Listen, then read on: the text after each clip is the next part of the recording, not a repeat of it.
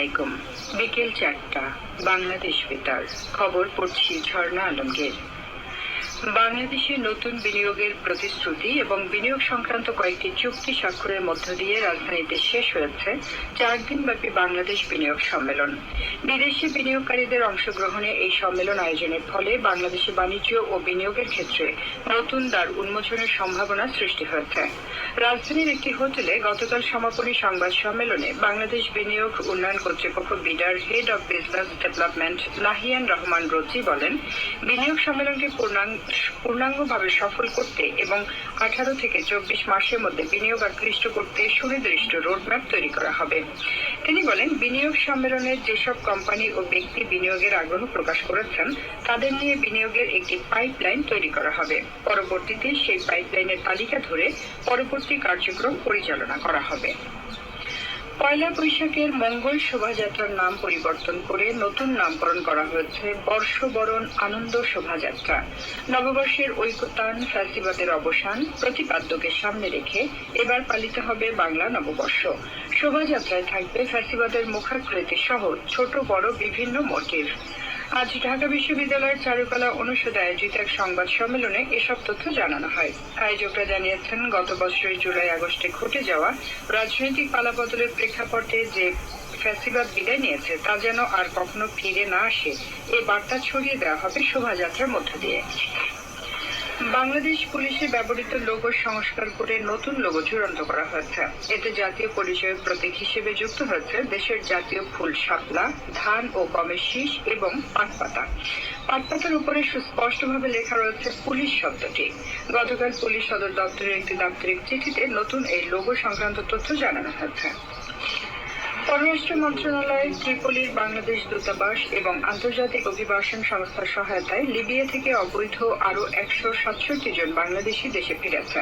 পররাষ্ট্র মন্ত্রণালয়ের সংবাদ বিজ্ঞপ্তিতে জানানো হয়, বুরাক এয়ার পরিচালিত একটি ভাড়া করা বিমানে গতকাল তারা বাংলাদেশে পৌঁছেছে। মানব পাচারকারীদের ফাঁদে পড়ে ইউরোপে যাওয়ার অভিপ্রায়ে এদের অধিকাংশই অবৈধভাবে সাগর পথে লিবিয়া প্রবেশ করেছিল। লিবিয়া থাকাকালে বিভিন্ন সময় তাদের অনেককেই অপহরণ ও নির্যাতন করা হয়। কেউ যাতে এই ধরনের অবৈধ পথে লিবিয়া প্রবেশের চেষ্টা না করেন সে ব্যাপারে সচেতনতা বৃদ্ধি করার জন্য সংশ্লিষ্ট সকলের প্রতি আহ্বান জানিয়েছেন পররাষ্ট্র মন্ত্রণালয়ের কর্মকর্তারা। জাতিসংঘ শরণার্থী বিষয়ক হাই কমিশনার UNHCR বাংলাদেশকে বিশেষ করে রোহিঙ্গা সংকটের বিষয়ে তাদের সমর্থন অব্যাহত রাখার আশ্বাস দিয়েছে। বাংলাদেশে নিযুক্ত UNHCR প্রতিনিধি সুম্বুল রিজভী গতকাল পররাষ্ট্র মন্ত্রণালয়ের পররাষ্ট্র সচিব মোহাম্মদ জসিম উদ্দিনের সাথে এক বিদায়ী সাক্ষাৎকারে এই আশ্বাস ব্যক্ত করেন। বৈঠককালে পররাষ্ট্র সচিব কক্সবাজারে রোহিঙ্গাদের দীর্ঘ অবস্থানের ফলে মাদক চোরাচালান ও মানব পাচার সহ বিভিন্ন অপরাধের উত্থানে স্থানীয় বাসিন্দাদের উপর নেতিবাচক প্রভাব তুলে ধরেন। যুক্তরাষ্ট্রের সাথে চীনের বাণিজ্য যুদ্ধ বৃদ্ধি পাওয়ার প্রেক্ষাপটে চীন মার্কিন আমদানি পণ্যের উপর মোট 125% শুল্ক আরোপ করেছে। এর আগে যুক্তরাষ্ট্র আমদানি করা চীনা পণ্যের উপর মোট 145% শুল্ক আরোপ করে।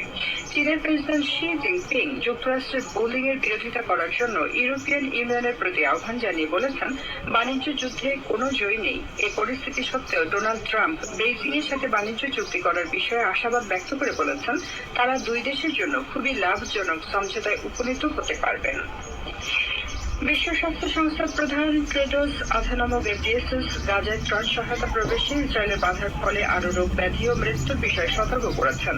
গাজা উপত্যকার 10,000-এর বেশি মানুষের জরুরি চিকিৎসা সহায়তার জন্য বিদেশে যাওয়া প্রয়োজন। এদিকে গত রাতেও ইসরায়েল গাজায় সামরিক হামলা অব্যাহত রাখে। গাজার খান ইউনুস শহরে 2টি পৃথক হামলায় নারী ও শিশু সহ 14 জন নিহত হয়। বিহারের কয়েকটি জেলায় গতকাল বজ্রপাত ও শিলাবৃষ্টিতে কমপক্ষে 25 জন প্রাণ হারিয়েছে। বিহারের মুখ্যমন্ত্রীর কার্যালয় থেকে দেওয়া এক বিবৃতিতে তথ্য জানানো হয়। এর আগে গত বুধবার বিহারের 4টি জেলায় বজ্রপাতে 13 জন প্রাণ হারায়। ভারতের আবহাওয়া অফিস কয়েকটি জেলার জন্য সতর্কতামূলক অরেঞ্জ অ্যালার্ট জারি করেছে। খেলার খবর ক্রিকেট। লাহোরে আইসিসি নারী বিশ্বকাপ বাছাই পর্বে আজ 2টি খেলা অনুষ্ঠিত হচ্ছে। বৃষ্টি বিঘ্নিত ম্যাচে স্কটল্যান্ড স্বাগতিক পাকিস্তানকে 187 রানের জয়ের লক্ষ্য বেঁধে দিয়েছে।